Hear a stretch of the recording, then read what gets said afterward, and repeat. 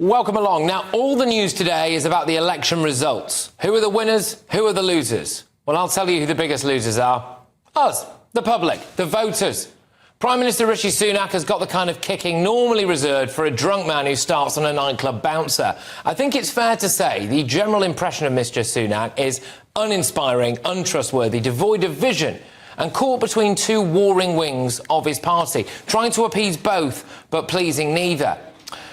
The Tories could lose around 470 to 490 seats. The mayoral candidates in the West Midlands and Tees Valley sent letters around quoting Boris Johnson, saying forget about the government. They won. Mr Sunak didn't seem to care about getting rid of Sadiq Khan in London either. I haven't seen him endorse the Tory candidate, Susan Hall, and the reality is Mayor Khan is very gettable. It's all well and good for Mr Sunak to say stuff like this. Obviously, it's disappointing to lose good, hard-working Conservative councillors, and I'm grateful to them for all their service in local government. But what's he really done to move the dial?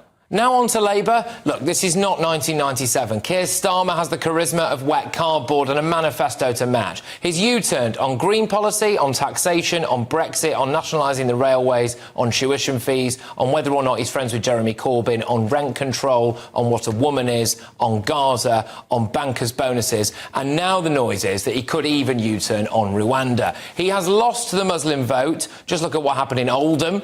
Labour suffered a shock defeat in Oldham, which is in Greater Manchester, last night, losing control of the local council to independent candidates. It performed most poorly in wards with large Muslim populations. It's all very well and good for Mr Starmer to stand up today and say this.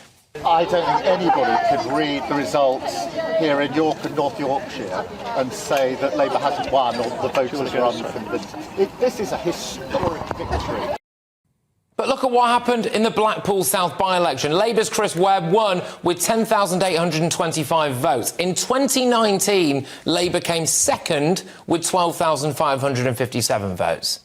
The public do not really want Mr Starmer. I doubt they're overly keen on hearing the words Deputy Prime Minister Angela Rayner or Foreign Secretary David Lammy, and I imagine they shudder at the prospect of Edward Samuel Miliband as the Secretary of State for Energy and Net Zero. Reform? Well, Richard Tice's party did perform pretty well, didn't they? In Blackpool South, there are only 100 votes or so behind the Tory candidate. In a whole host of council seats, the same people who stopped voting Tory went out and voted for reform instead. That is undeniable, and Tice is bullish.